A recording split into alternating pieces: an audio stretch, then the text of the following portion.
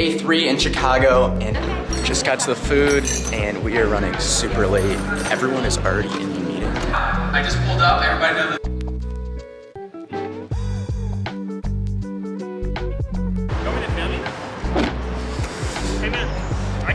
Oh no, it's cool. I was just getting another shot. It's all good. Cool. What are you doing, dude? I was walking around downtown and just stumbled upon these two random dudes. Super nice.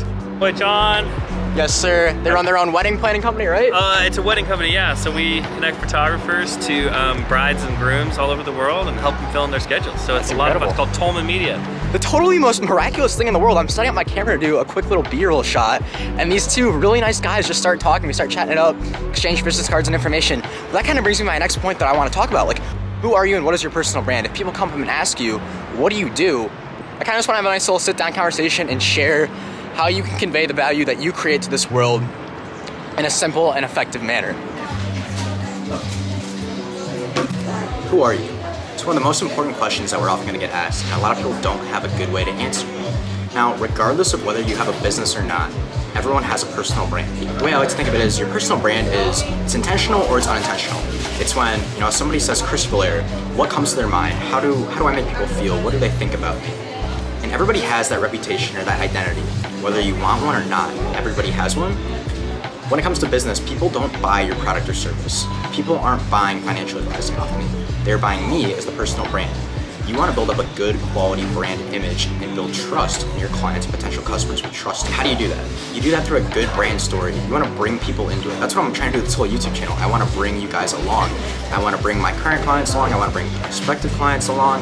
I just want to have people along for the journey, and I want to show you a transparent look into my life. It's not all sunshine and rainbows all the time, but so I'm just bringing you guys into my why, and I want to show you my mission. By doing this YouTube channel, I want to show you guys why I'm so passionate about serving others.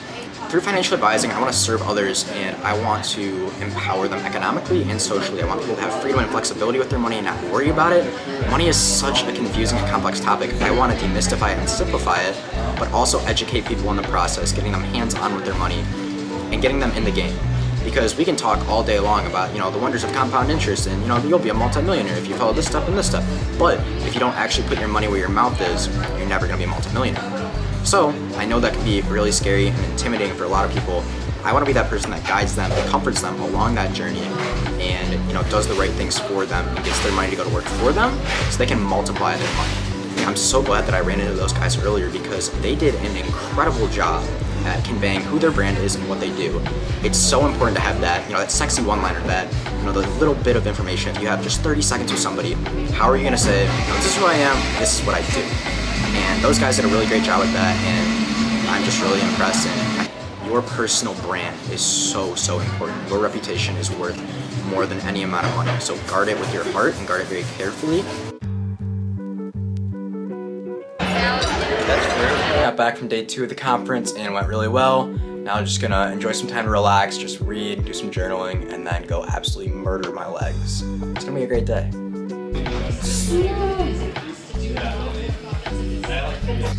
Okay, I just got to the pool, and the good thing about going to the pool when it's the Michigan State game, there's not a soul here. Excited, gonna get a quick swim workout in, and then do some reading, and got a few more things of work to do.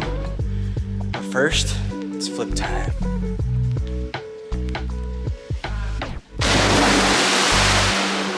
In the gym and the pool, got a really good leg workout in, just supersetted absolutely everything and made do with the dumbbells that they had. Then did some laps in the pool. Overall, a really solid workout considering what we had available, but just making do with what you got. And a hotel workout is better than no workout at all. Just doing the little things. All right, just met these two really cool guys from Rhode Island. Yep. Rhode Island. Right? Yep. Bryant University. Bryant University, got their own podcast. We're about maybe like 10 minutes. 10 minutes into 10 minutes old, I think. Yep. And we've already met some pretty chill dudes at CEO, Trying to build it up.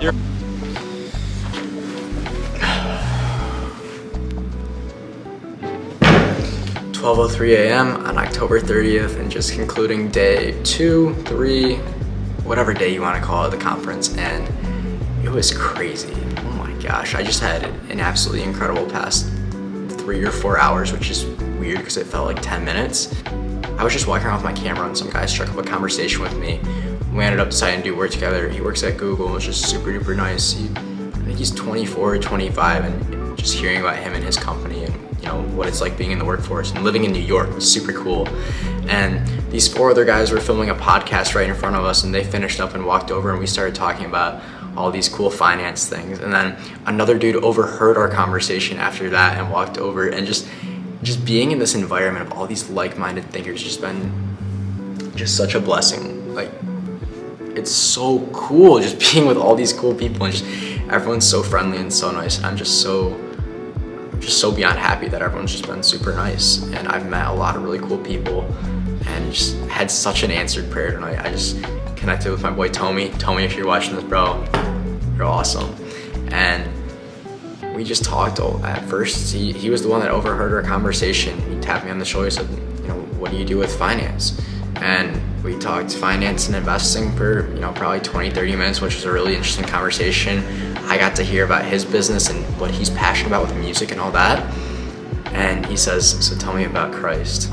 We probably talked for an hour and a half, and it was incredible. And I'm just so grateful, and I'm just full of hope and just joy. And I can't even put words to it. And it's just, I don't know, like I can't explain it. I can't put words to it, but just feeling his love. It's unlike anything in this world. And I'm just so grateful that there's been opportunities to talk about it. And so many other cool things in this conference, just talking about business and entrepreneurship and our goals, and just people here that they have a vision, and they're the movers and shakers, and they want to mess things up. I think that's beautiful, and that's what I want to do. I want to mess this world up. I want to be countercultural. I want to do it completely differently.